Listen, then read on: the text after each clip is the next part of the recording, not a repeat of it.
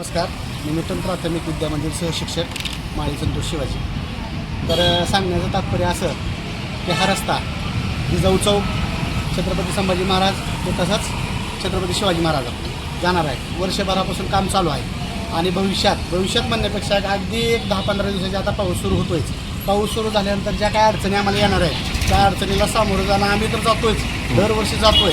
नाली शाळेत येते, पाणी शाळेत येतं आहे का, नालीचं पाणी शाळेत येतं काही रस्त्यातलं सगळं पाणीमध्ये येतं, हेच काय कळत नाही. आम्ही वारंवार यांना प्रशासनाला सांगून तरी यात काय बदल होत नाही.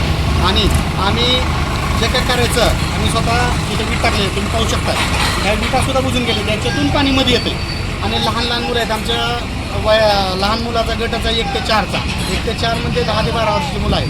10-12 वर्षीय मुलांना इथून जाण्या येण्यासाठी अत्यंत अडचणी येत आहेत. आणि जर हे काम असंच संत गतीने चालू राहिलं तर आता भविष्यात येणाऱ्या जूनपासून शाळा सुरू होणार आहे, त्यासाठी मुलांना येण्या जाण्याची भरपूर अडचण येणार आहे. तरी प्रशासनाला, नगरसेवकाला, तिथले जे प्रथम नागरिक आहेत त्यांना एकच विनंती आहे की त्यांनी थोडं जातीनं लक्ष घालावं आणि हे काम पूर्ण करून घ्यावं. धन्यवाद.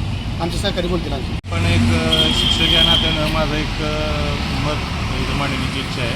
तुम्ही इथं बघू शकता समोर जो रस्ता झाला आहे अगोदरचा तो एका बाजूचा तयार झाला आहे आणि एका बाजूचा राहिला आहे. एका बाजूचा जो तयार झाला आहे त्याची उंची वरती आहे तो आणि हा खाली आहे खड्डा खोदला रस्ता बनवण्यासाठी. तर त्याचा प्रॉब्लेम असा होत आहे की तो अर्धाच रस्ता तयार झाल्यामुळे दोन्ही बाजूची वाहतूक एकाच त्या बाजूने होते, म्हणजे एकाच साईडनी रस्ता चालू आहे. त्यामुळं शाळा सुटल्यानंतर एवढी प्रचंड प्रमाणात तिथे ट्रॅफिक जाम होत आहे की लहान मुलांना इकडून तिकडं जाणं आणि तिकडून इकडे येणं, दोन्ही गोष्टी एवढ्या जिकरीच्या आहेत की त्यांची ती तारीची कसरत आहे. यामध्ये मागच्या जेव्हा परीक्षेचा कालखंड चालू होता तेव्हा एक मुलगा त्या रिक्षाच्या मध्ये पण अडकला. मग तेव्हा सगळी ट्रॅफिक परत जाम झाली. आम्ही तिथे पळत गेलो, रिक्षावाल्याला साईडला घेतलं, 2 व्हीलर साईडला घेतलं आणि त्या बाळाला बाहेर काढलं.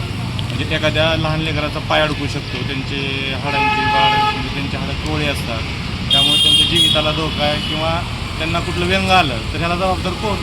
आणि थोड्याच दिवसांनी आता पाऊस पडणार आहे, तर तुम्ही बघू शकता की एवढा मोठा खड्डा आहे की या पावसामध्ये जर एखादं लेकरू खाली उतरलं तर त्याचं कमीत कमी कमरेपेक्षा वरती त्याला पाणी लागणार आहे. मग त्या मुलांनी शाळेत पोहोच यायचं का शाळाच बुडवायची. मग प्रशासन मूल शाळेत आणण्यासाठी एवढा मोठा खर्च करत आहे, मग मुलांना शाळेत यायचं कसं, मूल शाळेपर्यंत यायला पण त्याला शाळेत यायला येणार, अशी एक प्रचंड समस्या निर्माण झाली.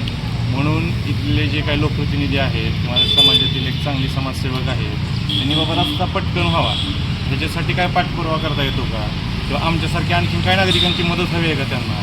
तर ह्या सगळ्या गोष्टी जर पटकन झाल्या तर येणाऱ्या जूनपासून ज्याच्यासाठी आपला भारत निर्मितीचं एक लक्ष आहे, भारत निर्मिती करत असताना लहान मुलं हे त्याचा एक पहिलं सगळ्यात महत्त्वाचं टोक आहे. आणि त्या लहान मुलांना योग्य वेळी किंवा शाळेमध्ये येण्यासाठी काही त्रास होणार नाही, कारण मुलंच घडले नाही तर देश कसा घडणार ना.